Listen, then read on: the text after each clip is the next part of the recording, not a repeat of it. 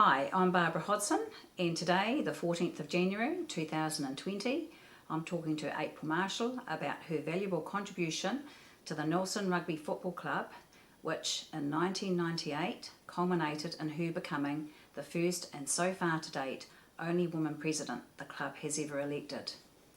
April has had a long association with the club through her father, Bill Marshall, so this interview is also to acknowledge his contribution to the club, which began back in 1951. Right, first let's talk a little about the history of your mum and dad, where they both originated from, their occupations, and where they settled to have you and your brother Craig. Well, that's a really interesting question. Mum and Dad were both born in Nelson, and Dad was in the boys' home in Motueka. Okay. When his mother died, him and his two brothers were separated and were shipped up north. Right, okay. Mum was born and bred, as I said, here in Nelson, and they both, Mum did her schooling in Nelson, Dad was all round the place in the North Island, mainly up in Taranaki.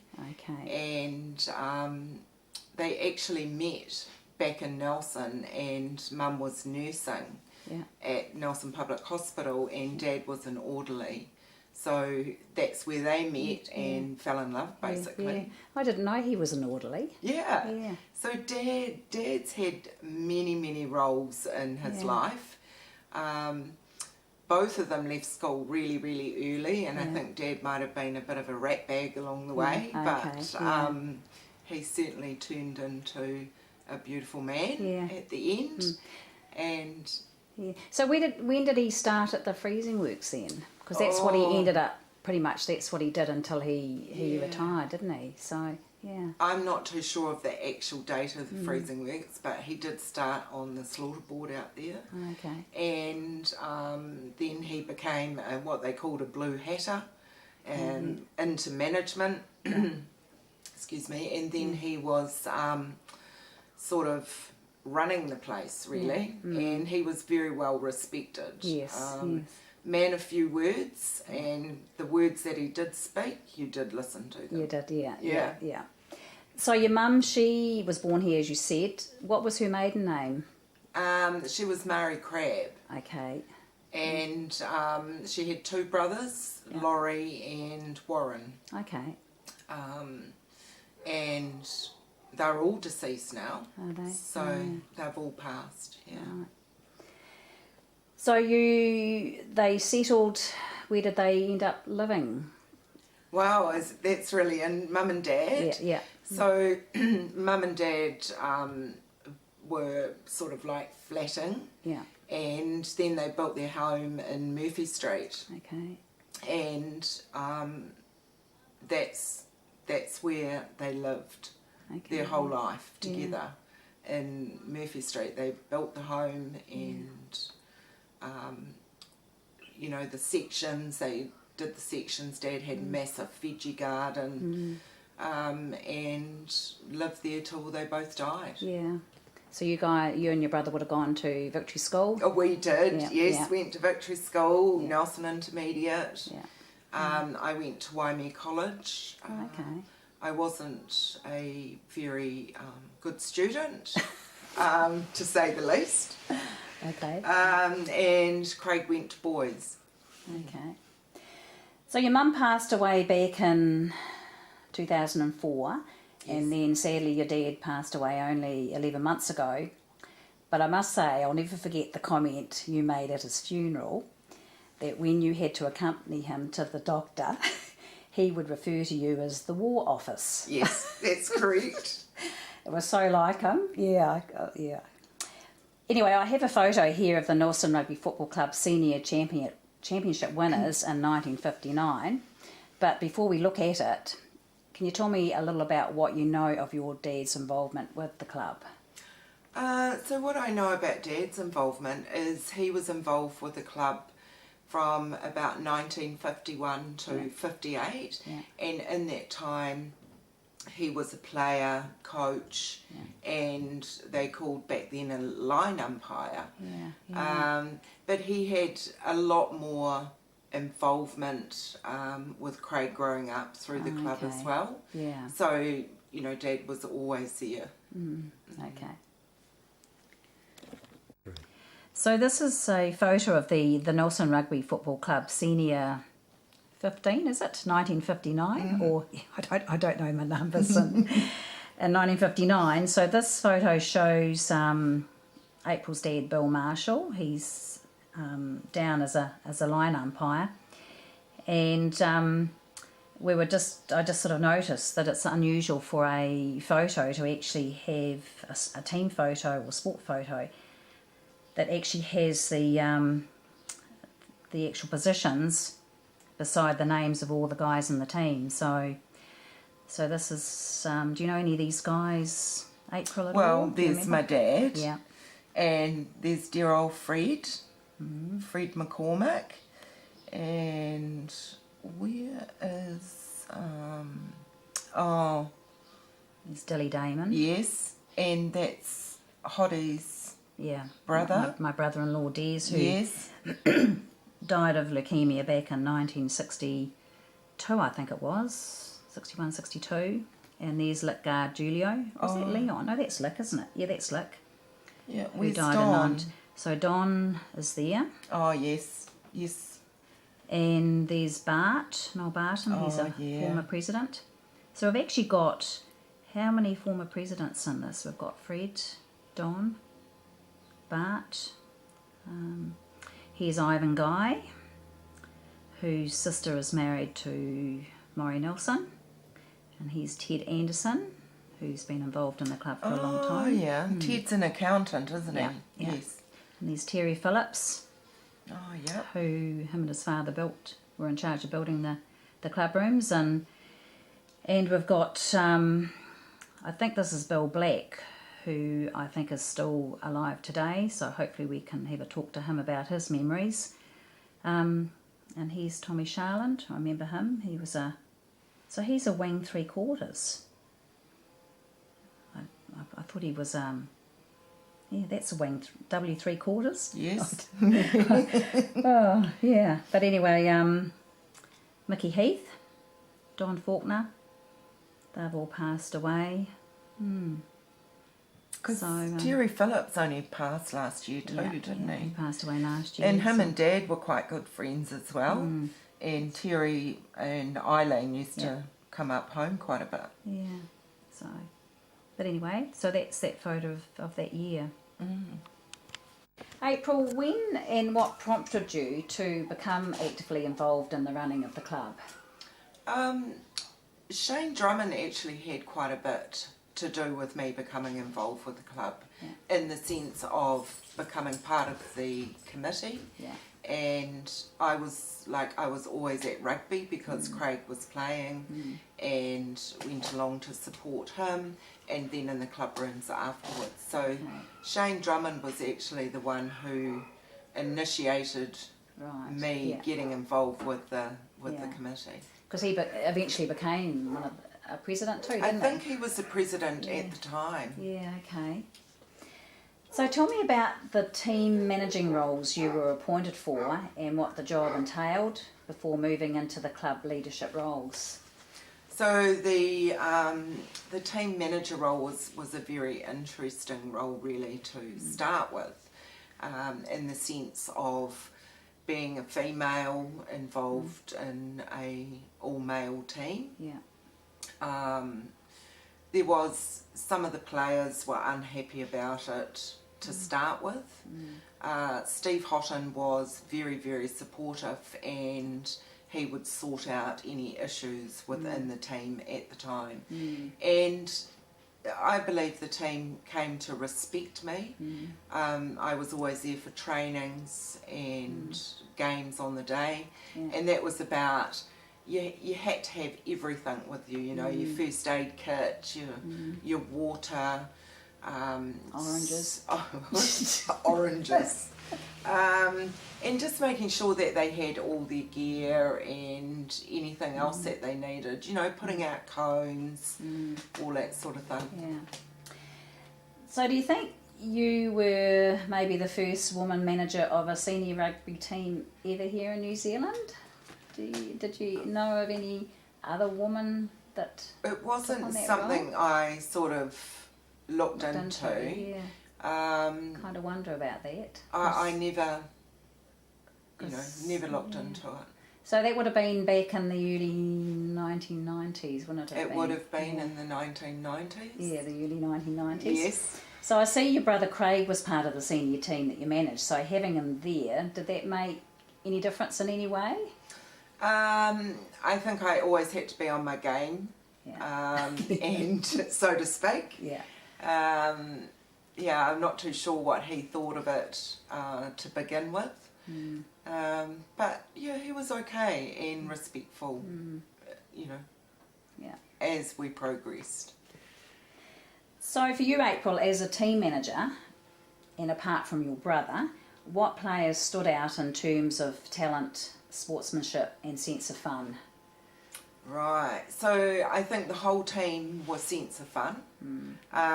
They were a really great team.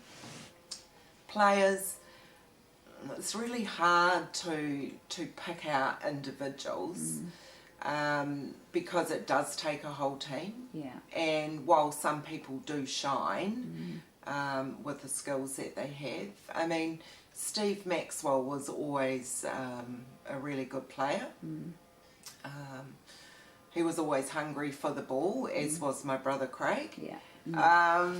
And I mean, there was so many of them in the team, and I always believe that it takes a team to play the game. It's not an individual sport. No. I'd just like to read a paragraph from Steve Hotton's end of season report in 1996. Steve was the seniors coach that year, and I felt it very fitting to include it with this record of your club memories. So it goes like this. Special mention must go to our team manager, April Marshall. Without April's help with the day-to-day running of the team, there would have been added pressure on myself and the players. For a woman to take on the role of manager in a sport that is normally dominated by men is worthy of a gold medal on its own. I know April had many critics from her workplace when she took the role of manager. I am sure that those same critics have now been silenced and have the utmost respect for the job she has done.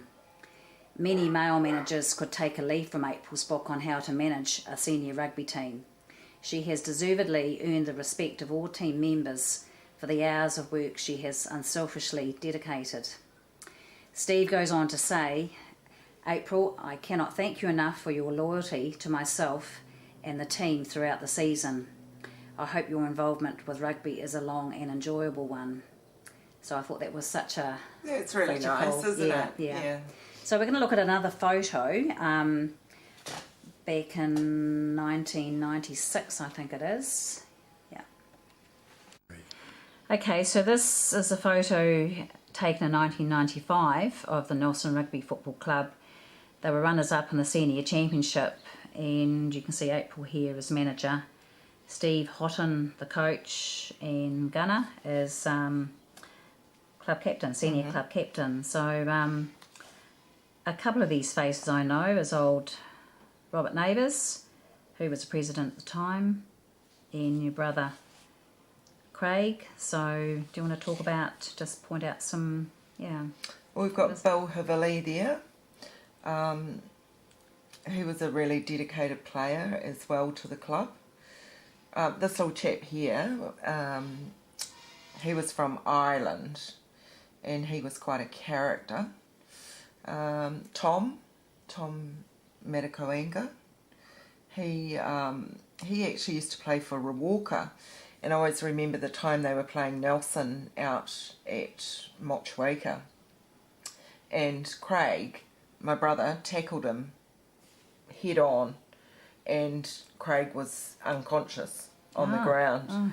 And he was such a big boy, that guy. Was he? Yeah. Oh. There's Steve Maxwell. Okay. I mean, that was such a fun team. And you've got Bruce Henderson in here and...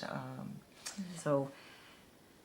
Stewie Damon. Stewie Damon. Yes, and Bevan Cadwallander. And Phil Byrne. I mean, yeah, they were such a great group of guys. Yeah. Yeah, Johnny Rootany, I don't know where he is today. I'm amazed, well, I'm impressed with the way you get your tongue around some of these long names. I wouldn't even attempt that one. I'd need to practice that one there. So say that one again. Tom Meta Kawanga. Kawanga, okay. So I notice absent is Justin Herbert, who I do know. Yeah, that's about. And Phil Byrne, I think he might have worked for my brother. So, Yeah, they were such... April, you held the position of Vice President for 3 years before being elected as the club's first ever woman president. Those 3 years would have prepared you for the leadership role, and you obviously had the encouragement and then the support to be elected. But I'm more curious to know if you encountered any resistance from some of the traditional diehards of the club at all before being elected and then during your tenure. Absolutely not. Okay. Oh, they were amazing. Yeah. So Fred McCormick and Don Fowler, Mr. Bryden, always called him Mr. Bryden, never Alan, they were just amazing and so encouraging towards me and being in that role. It probably came from some of the younger players within the club that may not have approved as much, but it's the ones before that that matter the most, if that makes sense. Exactly, yeah, absolutely makes sense, yeah. So as being the first elected woman president, what or how would you like to be remembered for your 2 years as club president? How would I like to be remembered? I think for just being me, for just being April. Yeah. And I suppose keeping the club going also is, I think, a challenge in itself. But I receive so much support. So for me, I think it's just about remembering me, and I did the best I could at the time with the skills that I had.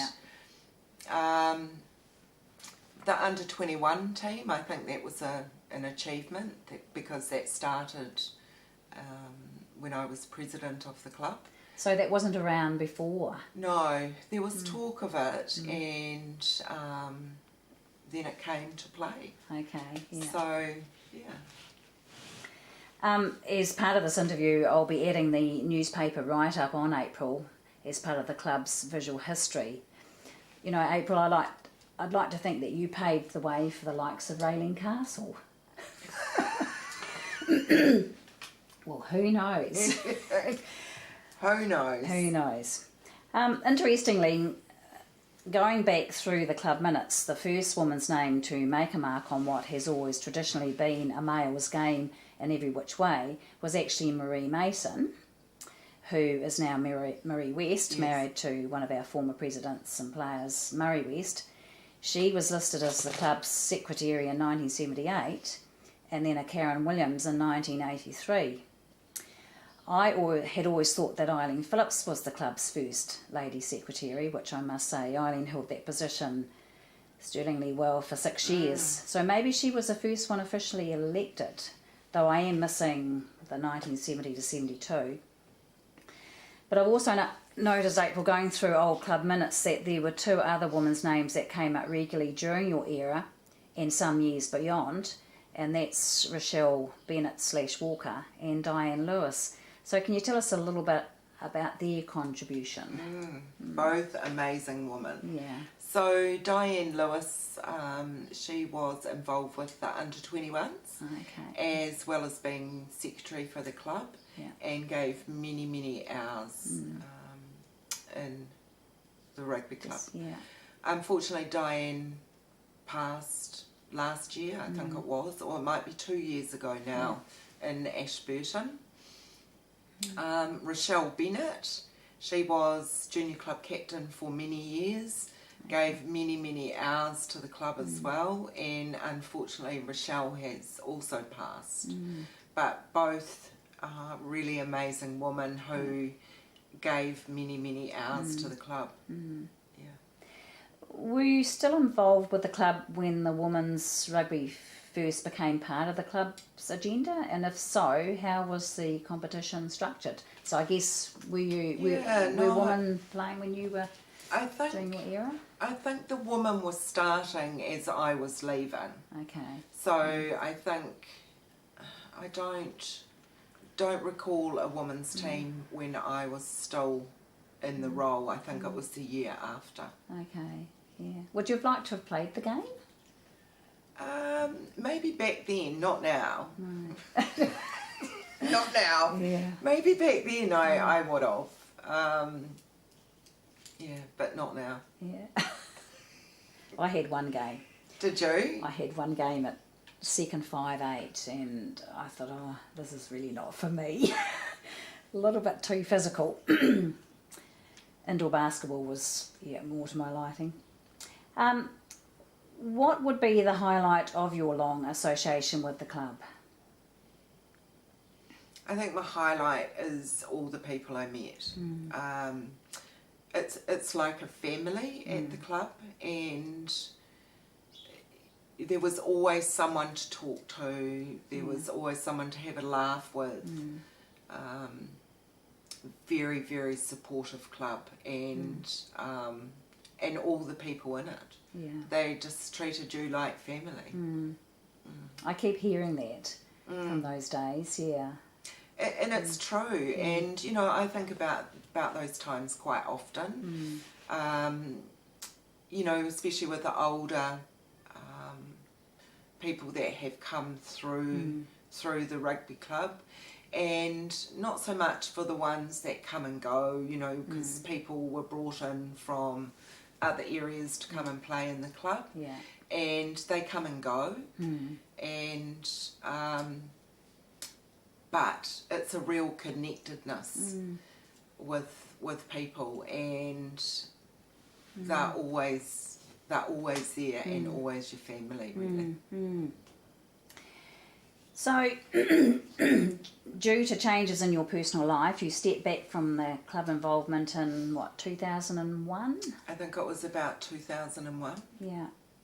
So you now have a lovely 18-year-old daughter, Samantha, who is following in her maternal grandmother's Maori's footsteps with a career in nursing. Yes. But I'd briefly like to ask you, if that's okay, about your chosen career and how that came about, and the challenges that came with it, in particular during the last 12 months. And people listening to this recording, we have a beautiful big dog in the background. So, tell me about your job. So, I'm the president, I was going to say the president of, I'm the area manager of the Canterbury Tasman Victim Support Group. So I work for the New Zealand Council of Victim Support Groups. Okay. And we're an organisation that supports all victims of crime and trauma. Okay. And part of that role is about, you know, getting alongside people when they're in crisis and walking alongside them and providing support to them.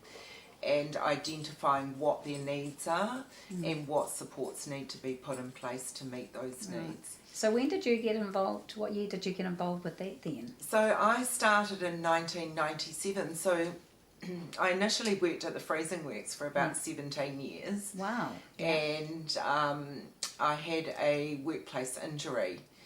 And I'd had some surgery. So while I was recovering from my surgery, I saw an advert in the paper for volunteers wanted for victim support. Oh, okay, yeah.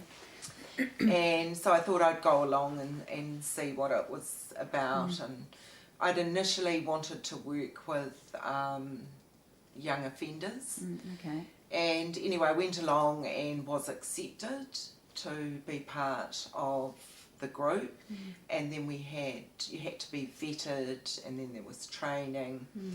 So I started off as a volunteer support worker, and absolute privilege to be working in that role and alongside the people that we supported.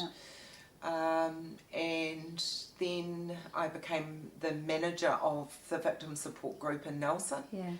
And from there I've sort of gone into other roles within the organisation, and now I'm the area manager for Canterbury, Tasman and the West Coast.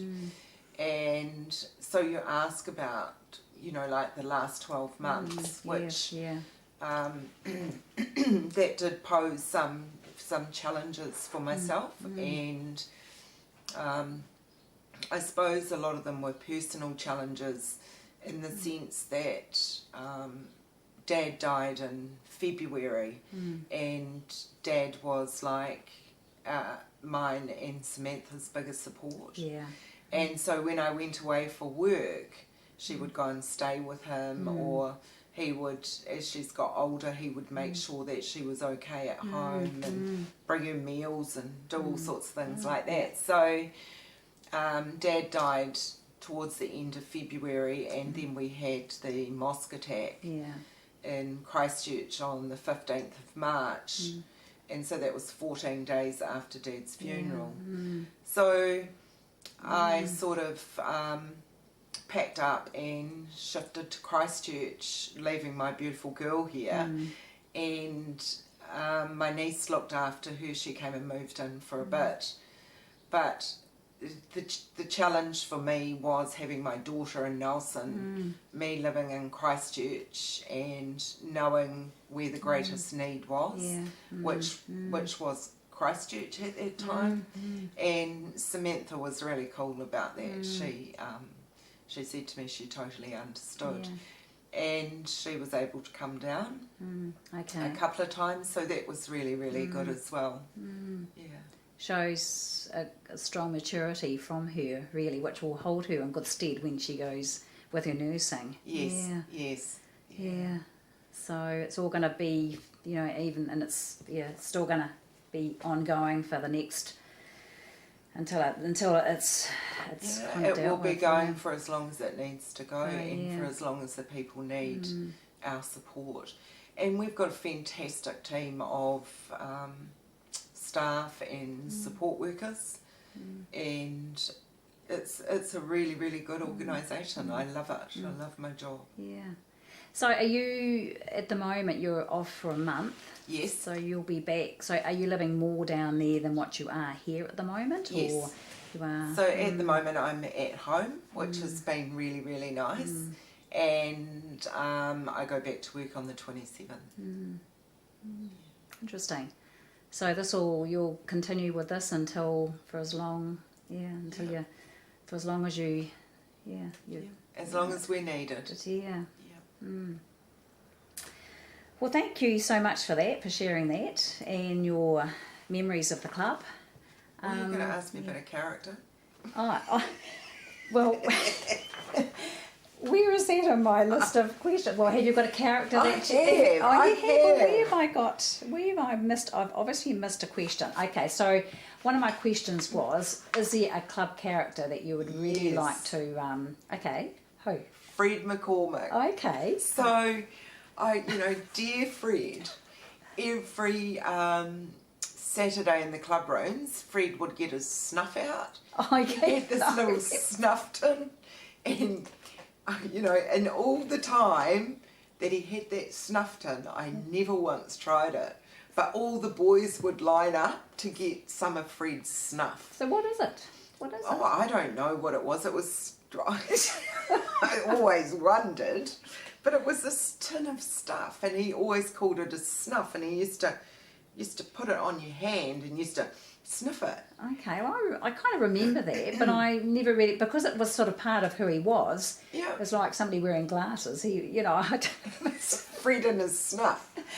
Okay, well, we'll show this photo. We've got a really nice photo of April and Fred, so we'll have a look at that. Okay, so this photo is taken, so what year would this have been taken, April? I'd say that's the year I became president. Yeah. And Fred and I had our photo taken together. Yeah. I remember him well. He was the Toastmaster at Hoddy and at our wedding, and I remember, you know, Ted Anderson talking about him singing Danny Boy. Oh, yeah, yes. Do you remember that? Do you remember yes. Because he was a good singer. Yes, he used to sing that quite regularly, didn't he? Yeah. So, but no, it's a really nice photo actually, the two of yous. Thank you. It's some time ago. So this is a photo of April in the Nelson Evening Mail in November the 19th, 1998, with her rugby boots and football and Nelson Rugby Football Club jersey. So we'll just scroll down, and then for people that want to read what's written below, they can just put it on pause in case the camera doesn't stay on there long enough for people to completely read it. But I'm just so pleased that April's actually kept this. Probably should have this framed. Oh, it was actually Dad who'd kept it. Okay. So I found it in one of his goodie boxes. Ah, right. Oh, that's great that he's done that. He's kept everything.